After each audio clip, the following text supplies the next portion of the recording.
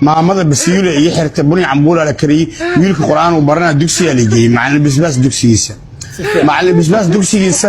gabadha macallin bisbaas dugsiga dhigato marka gabadhii loo xanaag yaale waa shamsiga baraneen macallinkii wuxuu leeyahay soora soo cuna waani soo laabana waa ka bixisay maanta loo xabarta sidii waxa dhacday gabadha macallinka markuu baxay dugsiga cidlaa ishii ay jibisay gabadha macallinka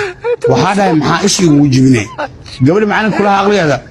ciyaar cusub soo baxday aroosiil loo mili ciyaaray gabadha macallinka waxa dhahay war ma aqaaniye see loo ciyaaraa waxa soo bax looxii ay qaaday luuq dugsiga galnay gabadh dharka iska dhigta anoo ku dulshaxay macallinka soo noo raadinay luuqu soo galay dugsiga maxaa sameynaysaa ugu dhahay macallinka waxa dhahay gabadhaada aroosiil ciyaara adar iska bax maana gabadheeda aroosiil ciyaara idoo qaan aan iska baxa luuqtu ugu jiiday ilaa dugsiga dhan ugu jiiday dhabar uu xiray saliid macsaro dhabarka ii mariyay ul mareeray ushiis ilaa hadda ugu taala dhabarka mareeray ugu garaacay kadib dhagta intuu qabto cidii kan wiilkeen dugsiga ma dhiganayo kulaha